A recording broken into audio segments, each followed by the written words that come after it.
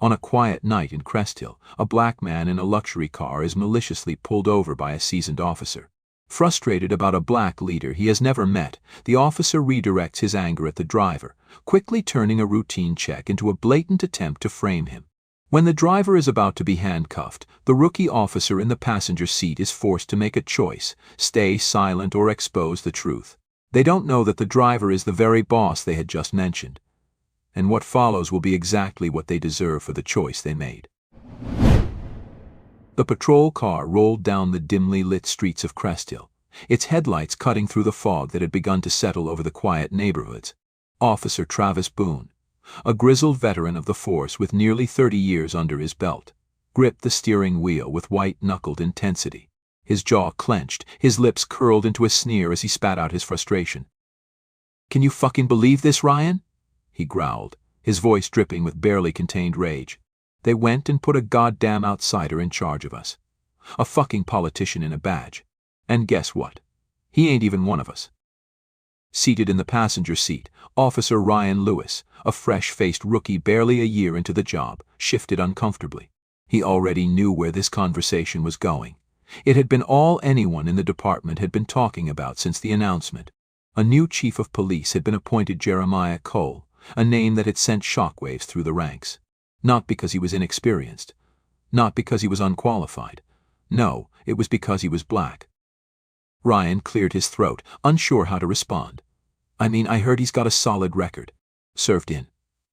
Travis cut him off with a bitter chuckle. "A solid record? Yeah, sure. For running community outreach programs and kissing politician ass. That's all these people are good for, you know. Talking a big game about reform and accountability like they got a damn clue what it's like out here." He slammed his palm against the steering wheel for emphasis, shaking his head. "You mark my words, kid. This department's gonna go straight to hell. Next thing you know, we'll be handing out apology notes to gangbangers instead of cuffs. Can't wait to see what kind of bullshit diversity training they're gonna force down our throats."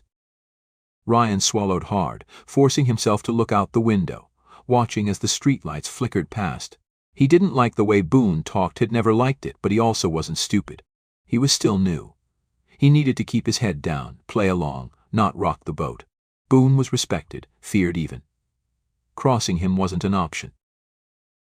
Then, as if fate itself wanted to prove Boone's point, a sleek black Cadillac Escalade pulled onto the road ahead of them. It was moving at a steady, legal pace, nothing erratic, nothing suspicious. But Boone tensed immediately, his eyes narrowing. Well, what do we got here?" His voice took on a mocking lilt, the kind he used when he thought he was being clever.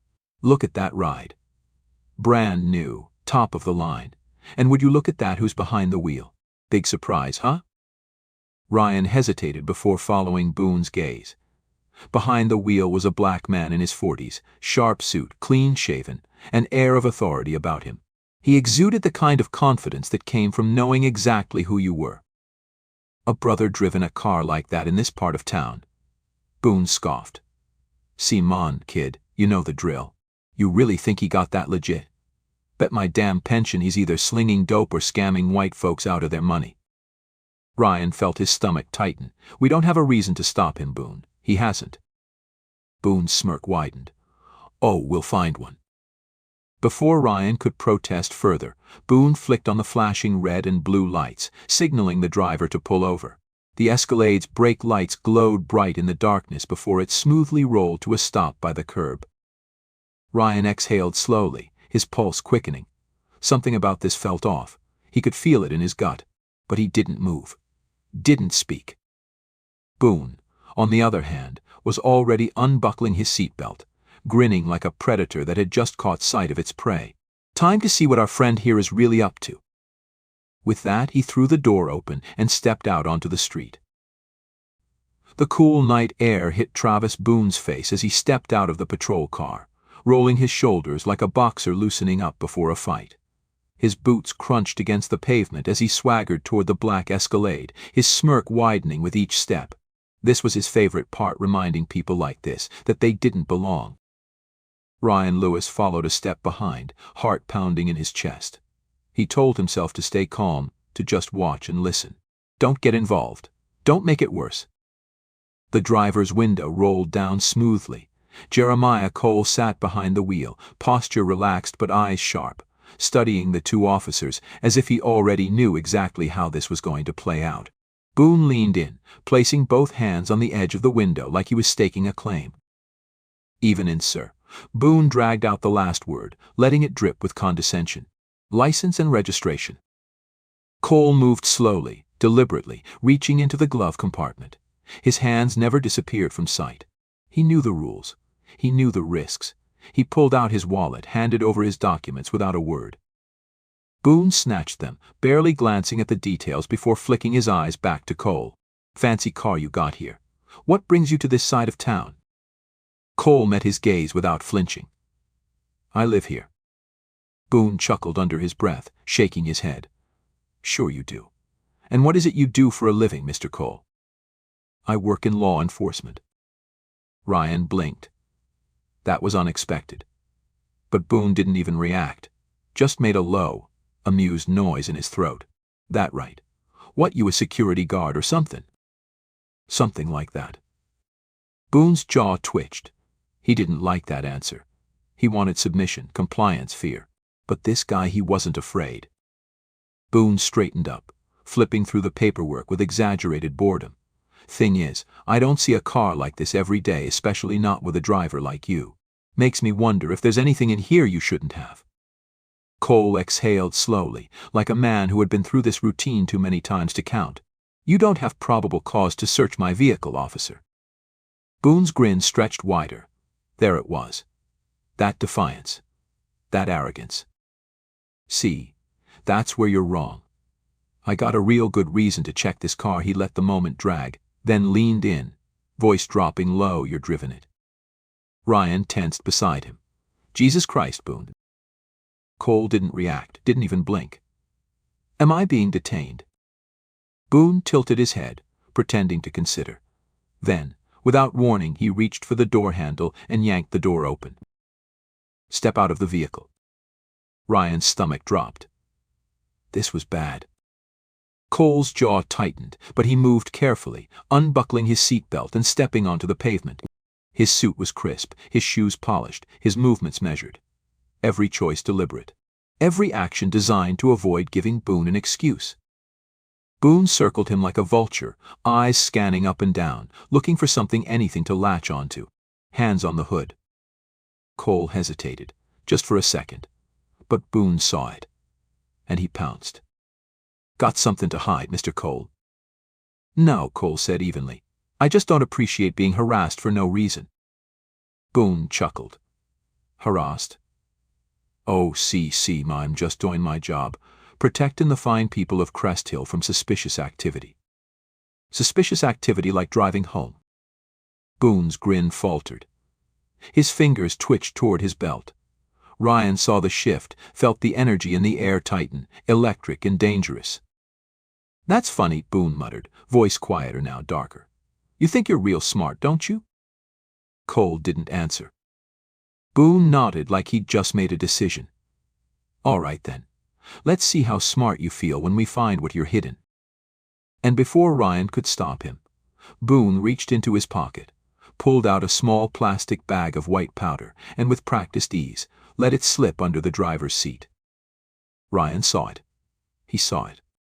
His breath hitched, his hands clenched into fists. Well, Boone drawled, stepping back like he'd just uncovered a crime scene. "Looks like we got ourselves a drug dealer." Cole's eyes flashed not with fear, but with something deeper, something heavier. "That's not mine." His voice was calm. Too calm.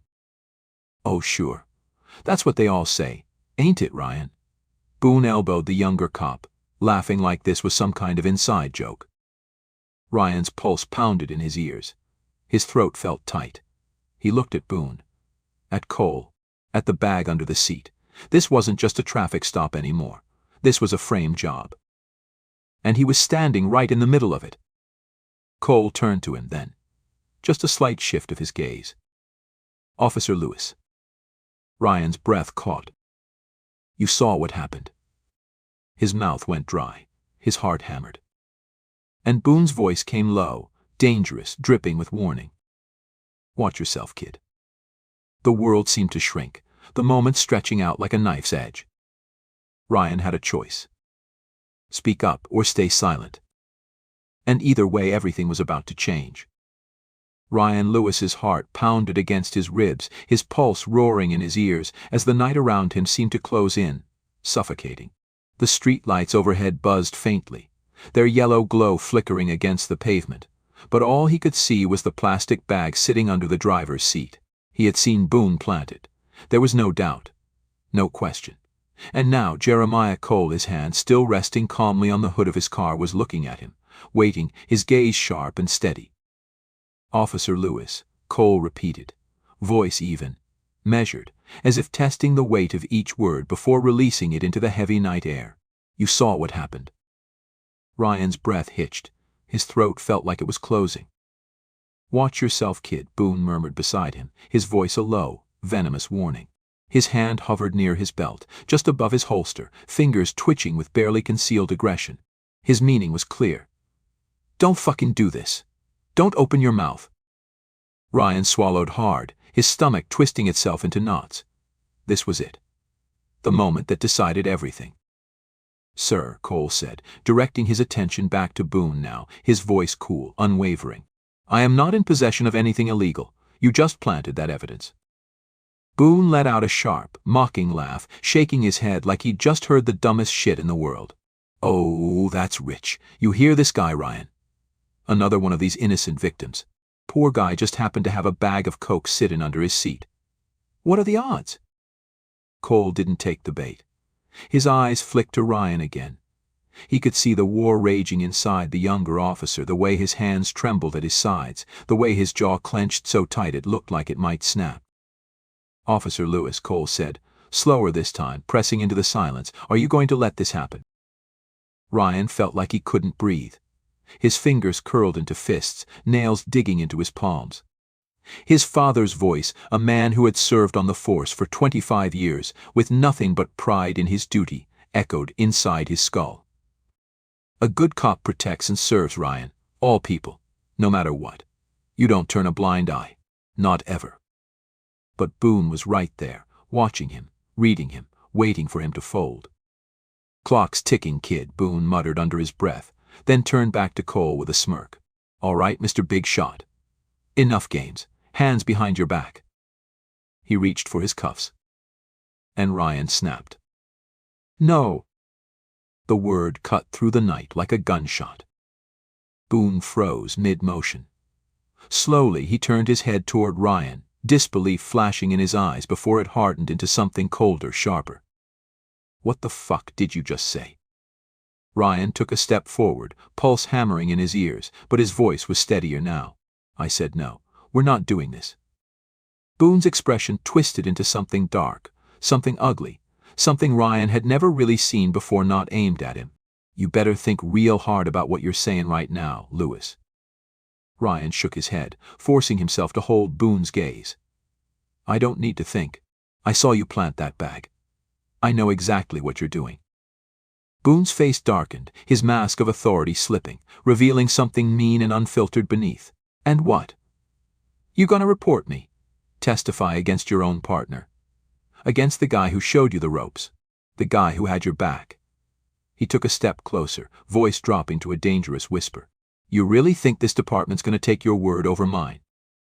Ryan felt his stomach twist, doubt clawing at the edges of his resolve. Boone was right about one thing: this department was full of people like him. Even if Ryan reported this, who would actually listen? Who would actually believe him? But then he looked at Cole. Still standing there, still waiting. And in that moment Ryan made his choice. He turned back to Boone, stood his ground. I don't care, Ryan said, his voice clear, unwavering. I'm not letting you frame an innocent man. Boone's lips curled into a snarl, his entire body tensing. You little fucking rat. His hand jerked toward his belt. Ryan's muscles coiled. Was Boone actually going to? But before anything could happen, Cole finally moved. Enough. His voice was sharp, commanding, the kind of voice that stopped men in their tracks. Boone hesitated, his fingers twitching near his holster, but something in Cole's tone, something undeniable, made him freeze. And then Cole reached into his jacket. Boone flinched, Ryan's breath caught. But Cole didn't pull out a weapon. He pulled out a badge. A gold badge. A chief of police badge. Boone stared. The color drained from his face.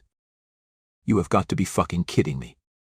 Cole let the moment stretch, let it sink in as he held the badge between two fingers, his expression unreadable. I was on my way to headquarters when you pulled me over, Officer Boone. So congratulations. You just attempted to frame your new chief of police. Silence. For the first time that night, Boone looked rattled. But then, his mouth twisted into something ugly, something dripping with pure, unfiltered hate. You think that means shit to me? He spat. You think I give a fuck who you are? Cole tilted his head slightly, studying him. Completely unfazed. No, he said, voice calm. I think that's the problem. Ryan felt the weight of those words settle over everything. Over the night. Over his own chest. Boone's nostrils flared, rage boiling beneath his skin. He wasn't going down quietly. This is bullshit, Boone growled. You don't belong in that position. You don't belong in that fucking uniform. You and your kind. That's enough, Cole said again, and this time Ryan heard it. The finality in it. The authority in it. The sound of approaching sirens cut through the night. Back up. Boone stiffened. Cole exhaled slowly, like a man who had seen this moment coming from the very beginning. He turned to Ryan. You made the right choice tonight, Officer Lewis. And for the first time, Ryan believed him. The wail of sirens cut through the night, distant but closing in fast. Red and blue lights flickered against the buildings at the far end of the street, creeping closer, swallowing the darkness in flashes. Ryan's pulse hammered in his ears, his breathing shallow, his hands slick with sweat at his sides. Boone was seething, his jaw clenched so tight Ryan swore he could hear his teeth grinding. His entire body radiated something volatile, something dangerous, like a live wire ready to snap. Chief Jeremiah Cole stood his ground, unwavering. His badge still gleamed under the streetlights, held firm in his grip, as he studied the man who had just tried to ruin him. Officer Boone, he said, calm, measured, a man completely in control. You're done. Boone let out a sharp, bitter laugh, shaking his head, but his eyes were wild now, unfocused, desperate.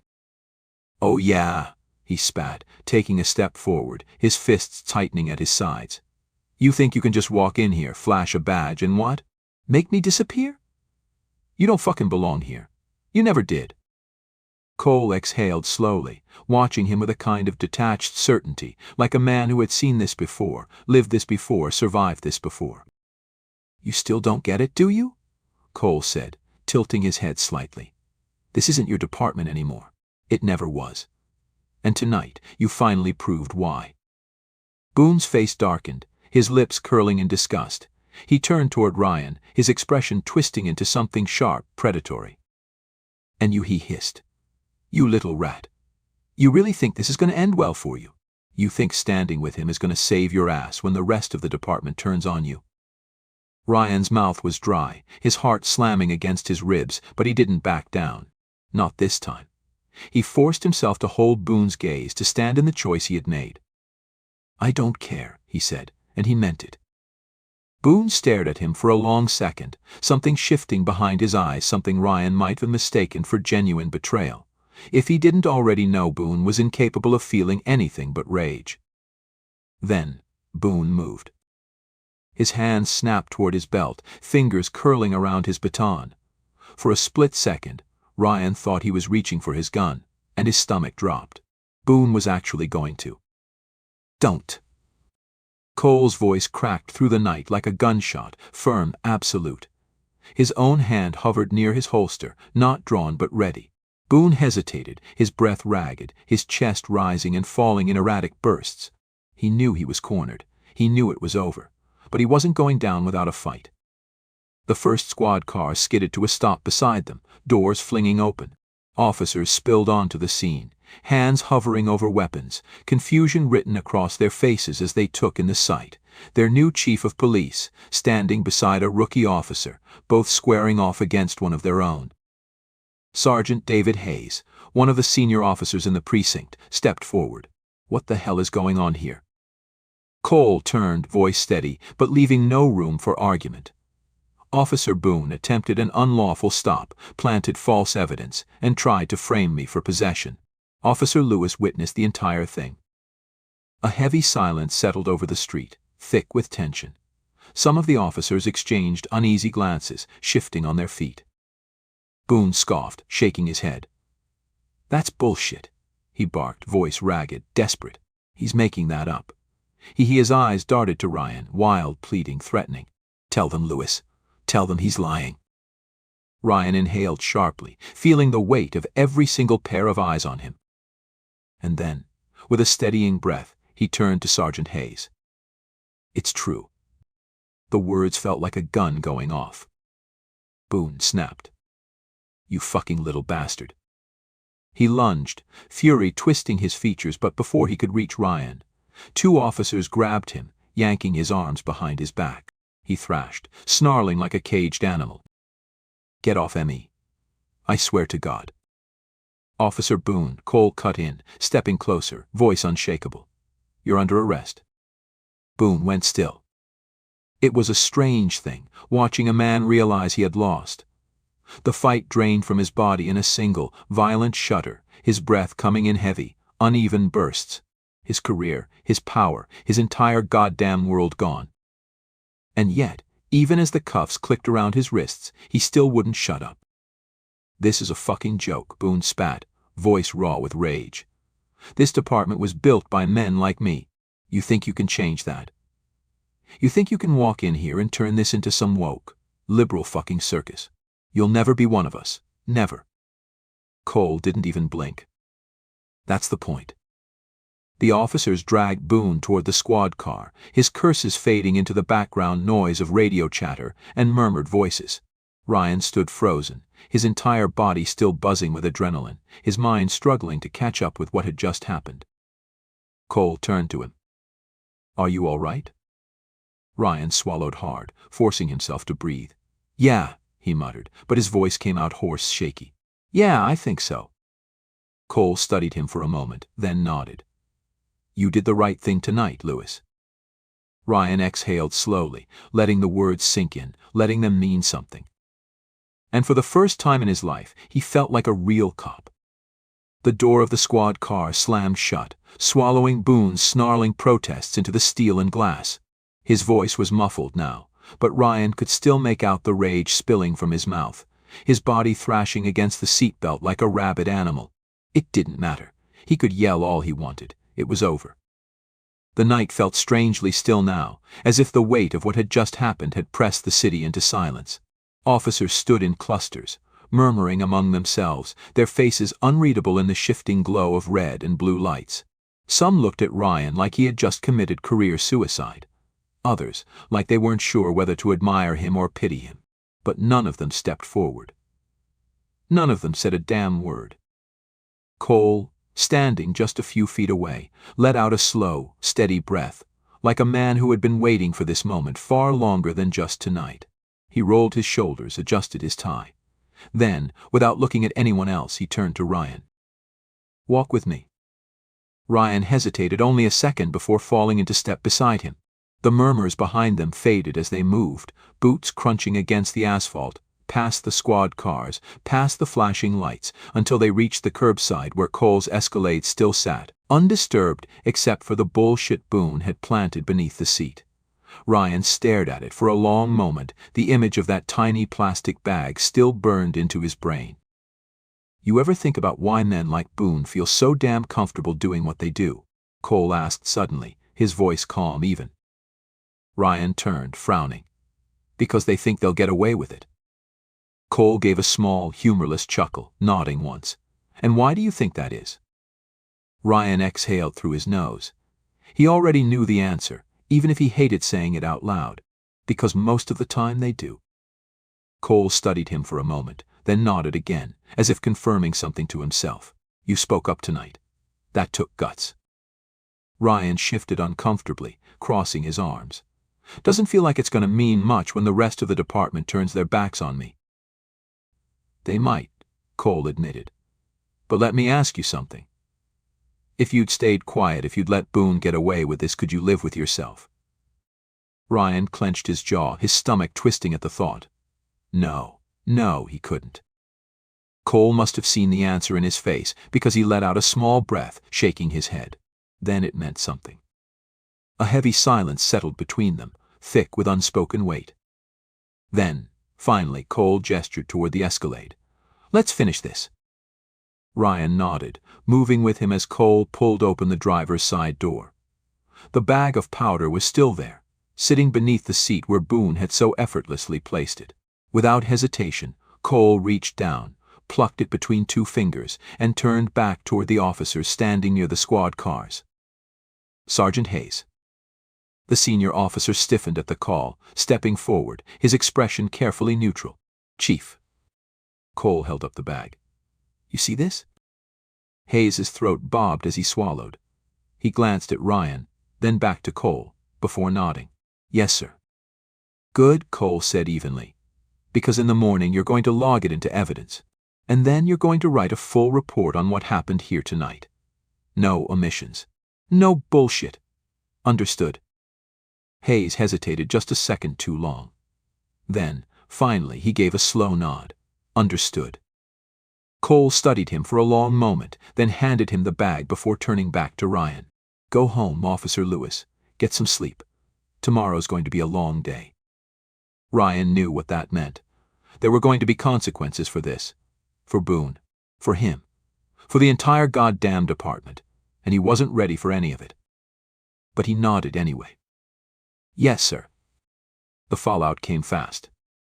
By morning, Boone was officially stripped of his badge, charged with falsifying evidence, misconduct, and obstruction of justice. The department was in an uproar. Some officers were quietly relieved. Others were outraged, furious that one of their own was being thrown under the bus over a misunderstanding. The union pushed back hard. There were whispers of an appeal, of protests within the department, of officers planning to walk out in solidarity. But Cole didn't flinch. If any man on my force believes that what Boone did was justified, he said in a press conference, his voice steady, unwavering, then they are free to hand in their badge and leave. Because under my leadership, we do not plant evidence. We do not frame innocent men. We do not betray the oath we swore to this community. And just like that, the divide was drawn. Boone's trial was swift. The evidence was overwhelming, the testimonies damning. Ryan took the stand, recounting every detail of that night, the stop, the search, the planted bag, the threats. He didn't hold back. And when the verdict was read guilty on all charges, sentenced to 6 years without parole, Ryan felt something heavy uncoil in his chest. It was done. But it wasn't over.